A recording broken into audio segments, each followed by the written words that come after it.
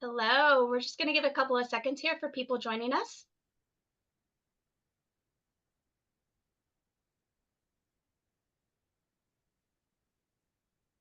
All right. Good morning, good afternoon, and good evening, depending on where you're joining from us.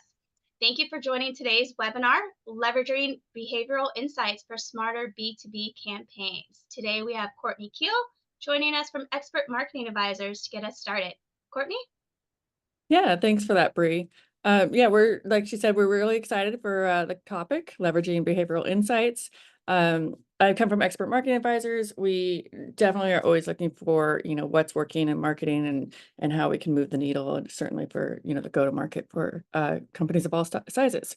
With that said, let me introduce our guest. Really excited to have Tara Robertson with us from Chili Piper, and I'm sure my introduction won't do it justice, so I'm going to hand it over to you, Tara, and by all means, take it away. Great. Thanks so much for having me, Courtney. Really excited to do this with your team. Like Courtney said, I'm at a company called Chili Piper. If you're not familiar, we help you book more meetings from your website, and we help you qualify, route, and schedule meetings from pretty much any inbound or outbound channel that you can think of. And I've been at Chili Piper for about 3.5 years now. So it's flown by. It's been a roller coaster, but excited to share some of my learnings today with everyone.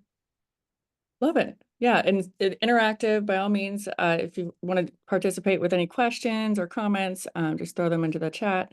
Tell us where you're joining us from. I'm in the Bay Area right now, but I also spent a majority of my time in Austin, Texas.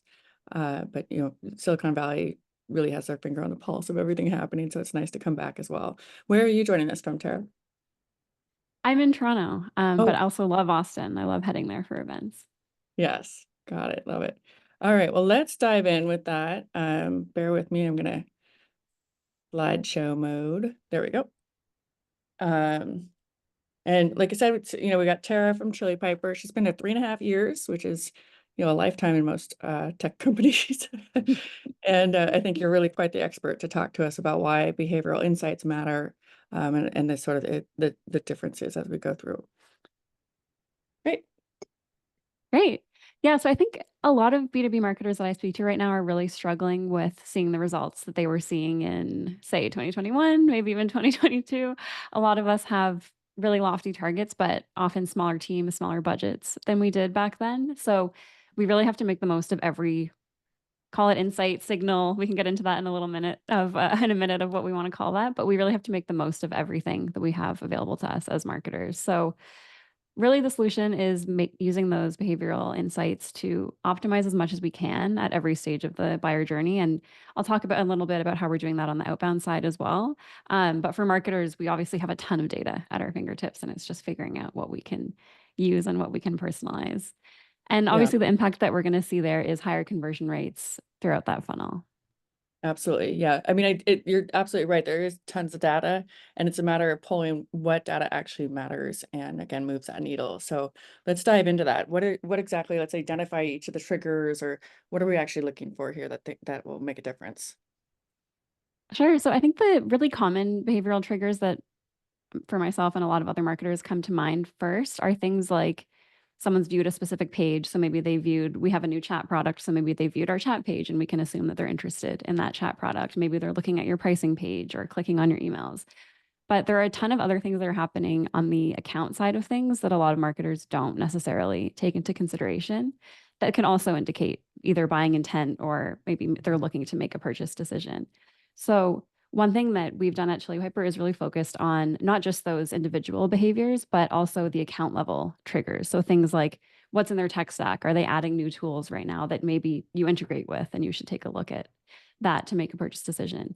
Another thing that we'll get into in a little bit is we've been testing out a company called User Gems to do things like if they're hiring or if people are moving around from one organization to the other, how do you keep in touch with those champions? So lots of different triggers that you can take a look at. And I think one thing that we were talking about earlier when we were setting up this webinar is that signals is a really hot topic right now. But Mhm. in my mind, that's really just kind of reframing this whole triggers intent. There's so many different ways you Right. can phrase Yeah. it. Like back in the So day, hit raisers, yeah, exactly. Yeah. So don't feel like if you're seeing that word signals tossed around everywhere that you need to start from scratch and figure out what your strategy is. It's really, you probably have some of this already in your back pocket. just probably Sure. calling it something different internally. Semantics. Yeah. Yeah. Awesome. Oh, that's great. So one thing to really point out is obviously, as with B2B tech companies and B2B go-to-market, you really want to look at those business buyers, and they're more likely to, buy from a company that provides a personalized experience. So people really want to humanize. AI is great, but you can tell when AI has been utilized as opposed to an actual human being. So I think it kind of brings back that human touch. So as we're talking about personalization, what exactly does that mean? It's not just as simple as using somebody's first name. Yeah, exactly. I think in general, just the bar is super high now. When we say personalization, people have very high expectations. And to your point, it's not just, hey, first name, saw you attended this webinar, but it's also, what have you done in the past with us? What context do I have about maybe you were an open opportunity 6 months ago and you closed because of pricing, and now is the right time for our sales team to reach out because we have some kind of incentive that we should speak to you about. So it's really looking at all the previous engagement that you have access to, not just what data fields do I have about you on a personal level. Right, right. And I think a big part of it is also timing, what is relevant for the individual at that moment in time, make it about the actual buyer from the outside in. Yeah, great. Yeah, that timing piece is huge. I think one signal that really took off recently, or maybe not recently, maybe in the last year or so, is that a lot of companies are now targeting when people get a round of funding. So it's funny because we haven't raised a round of funding in a few years now, and I still get emails. I got one yesterday that was clearly AI, but it was someone saying, "Hey, congrats on your funding," and it was the gist of the email was essentially like, you have money now, please talk to me and Right. buy my product. And I think people see right through that type of personalization. So you really have to layer on multiple signals. It can't be just one.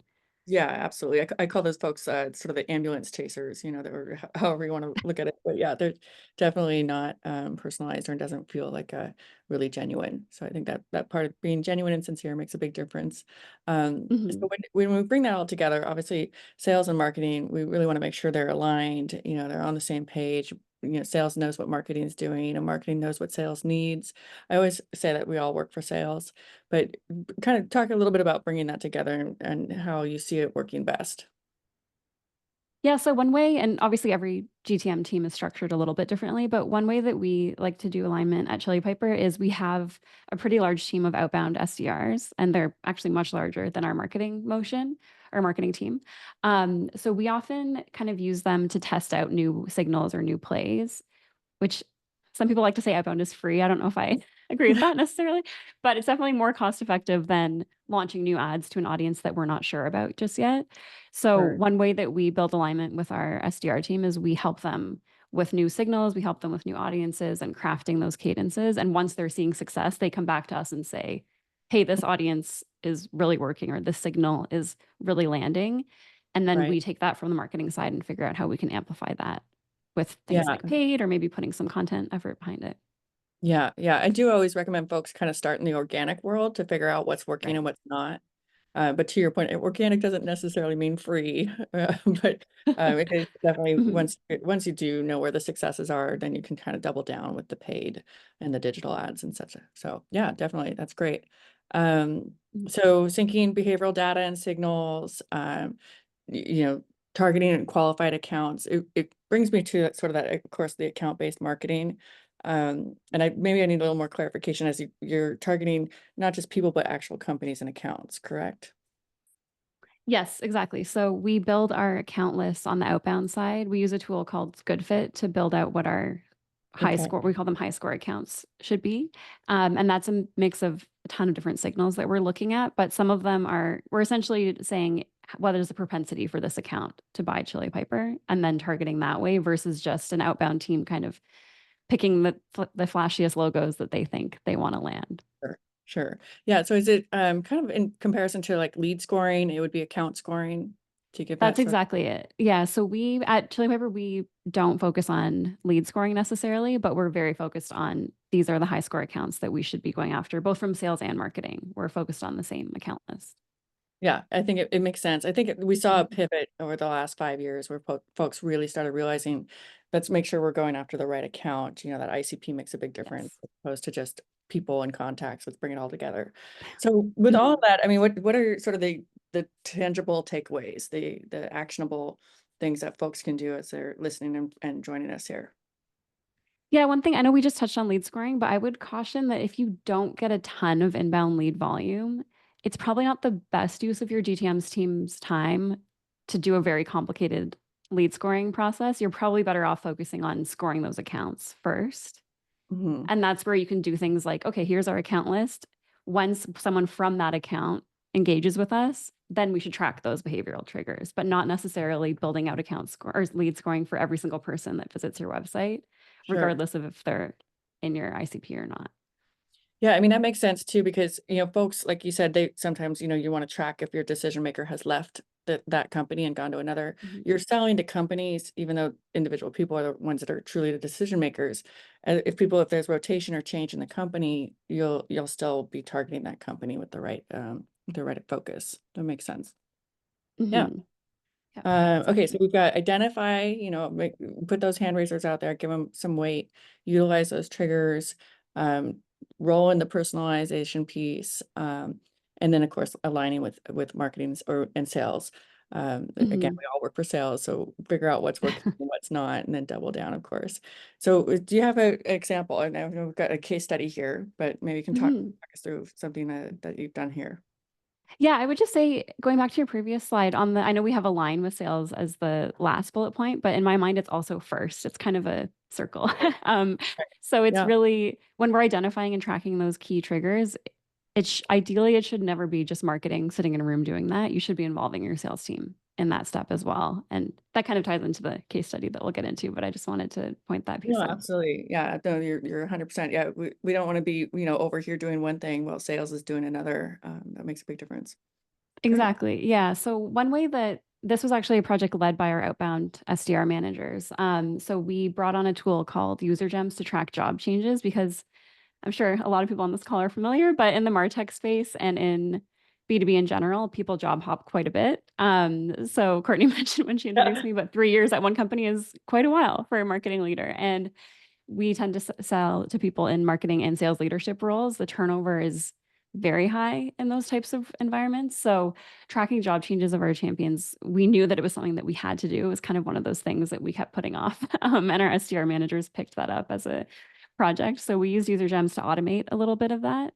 And what we were able to do was automate the process of assigning those new companies that our champions had moved on to right to an SDR right away so that That's they're not great. sitting around getting outreach from either our competitors or other tools in the space, but we're really getting there first and making sure that that person knows like, hey, we can still support your needs at this new organization. Let us help you in your new Yeah. role.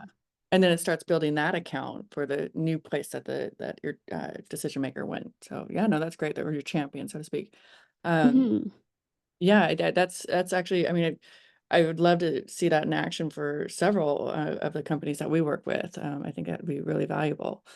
Right. Yeah, And you see all the time that champions will come and advocate for your tool at a new place, but it's just not always their number one priority. So it helps to have that push from sales to remind them. right. Awesome. So just to be specific, you've opened 19 opportunities equal to 300K. That was right out of the gates, utilizing the user gems, or talk me through a little bit Yeah, of we definitely need to update that. these numbers here. Okay. But this was within the first quarter that we implemented. So now we have a couple more months of data that we can update that with. But we essentially saw that the tool was ROI positive within, I believe, the first 3 months. Wow. Okay, that's great. Yeah, I mean, we always look at like 6 to 9 months out, that sort of the pipeline and the lead life cycle. Uh, Mhm. okay, so I think that kind of takes us over to any questions, and we're happy to, open it up to the folks that are joining us here. Thanks again for joining us in the topic. Oh, there we go. Thanks for joining. And by all means, connect with us on LinkedIn, follow us on LinkedIn, or reach out as well if you have any questions. There's our inbox there, and we'll be sure to have the right person, get back to you. And we'll make sure this recording is available for you as well. So going into questions, I do see a Okay. couple of them here. Bear with me. One is around, what tools can we use to track actual behavioral triggers? So what are the specific, Mm. I think? Yeah, so for the individual level behaviors, we at Chili Pepper, we just use HubSpot for that. There's some fancier tools you can look into, but depending on the level of granularity, whatever you're using for your marketing automation can probably get you 90% of the way there. Sure. So it's just a matter of building it out, whether it's HubSpot or Marketo or whatever it might be. Exactly. Yeah, whatever your current automation is, I would start there and see if you have any gaps before you go buying Sure. new tools all over the place. Yeah, yeah. No, it is. I was just saying the other day, Mhm. it's almost like a Disneyland of tools. And it's a little bit of an Mhm. overload because you want to make sure the tools that you have and already under your umbrella are being utilized to the fullest extent. And there's a lot of Yeah. overlap. Yeah, it Mhm. makes sense. So if you're setting up these behavioral triggers and your marketing automation tool, your HubSpot or whatnot, is there sort of Mhm.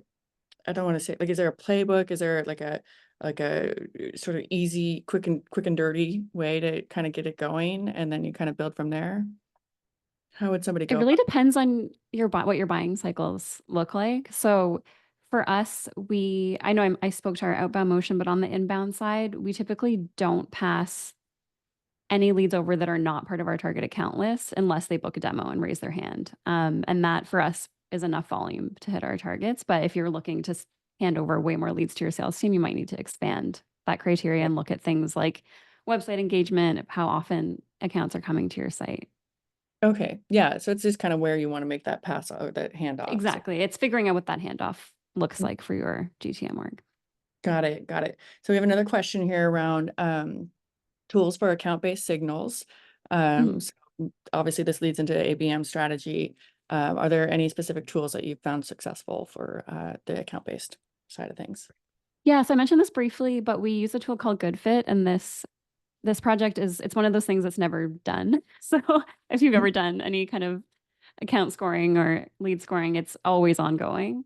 Mhm. But we have a blog post that I can share about how we used GoodFit to refine that process, and our SDR manager is leading that process when he's been working really closely with their team on essentially what they did is they took our existing customer base and did an analysis of what do they have in common, what are the overlaps and things like MarTech stack, company size, sales team size, and a bunch of other factors. And then they Awesome. came back to us to inform that score. So it wasn't just us sitting in a Yeah. room saying, hey, Right, we right. love these 10 logos. It was Yeah. really, really backed by that data of our existing customers. That's awesome. I've never heard a good fit, but I'll definitely look into it. I mean, it's great when you've got those one that really churn results out and Mhm. validated. Awesome. We've got another question here. Do you route each engagement, behavioral insight to a campaign for ROI tracking? In short, how do you Mm. track the ROI of each medium? Yeah, that's a good question. For us personally, we don't track each engagement as Mhm. as a campaign, but certain touches, like for example, we're kind of wrapping up event season now. So if we met someone at an event, if they came to a dinner, we would track that as a Salesforce campaign, definitely. But I Mhm. wouldn't track necessarily someone viewed a certain page or engaged with us Sure, on LinkedIn or yeah, you can sure. get Maybe very the granular on that if landing you want page to. or the contact us page. Maybe if it's one of those that really, yeah, that's Yeah, in. for any we do track any form fill would definitely be in a Sure. campaign. But something simple like a visit, we don't get that granular personally. I know companies that do, but we don't do that. Yeah, yeah. We've seen companies that go right into the social media, like the clicks and engagements there, which it's so Mhm. really the outermost part of the onion. But it Yes. Yeah. obviously show that there's some interest. It's just certainly not going to be that handoff moment. Yeah, got it. Yeah, we are looking at I don't have access yet, but I'm excited to get access on LinkedIn. LinkedIn has this new I can't remember what they call it, but it's like a data source called company tracking, and you can track different company engagement with not just paid, but also your organic activity on LinkedIn. Oh, It's great. in beta right now, so not everybody has access, but that's Mhm. something that we're thinking about. Should we sync that to a campaign potentially now that we have that data? But it would be company based, not individual. Yeah, right. Which brings us, back to the argument for ABM. Mhm. No, that's Yeah. great. LinkedIn, I do find that LinkedIn, they're always kind of change there's pivoting, here and there, but I do think Mhm. that that is actually a really great channel for finding your buyers and being a part of conversations and just being Yeah. being involved. Yep, great. So I think that does it for questions. Again, I appreciate everybody joining us. We'll be sure to get this out as a recording here shortly, and we'll have it on our social pages as well. And then of course, Tara, thank you so much for joining us. I love talking shop. So, I mean, I can go on for days. And yeah, any last comments? Put you on the No, spot. thanks again for having me. I love this short format. I think it's great. You can just run through it. And I will share that account scoring blog post we wrote because I've had a lot of follow-up questions on LinkedIn about that as well. So Right. Yeah, no, one to dig absolutely. into. Like lead scoring for us, we've got like kind of a right out of the box, like base, Mm, score 5 for this, score, and then what's your actual threshold? And but then the account side, it would be great to have that piece as well to kind of bring it all together. So right. yeah, great. All right. Well, thanks everyone again, and a pleasure speaking with you, Tara. I'm looking forward to more conversations and where it all goes. And Thanks so much. I think that wraps us up. All right. Thanks, everyone.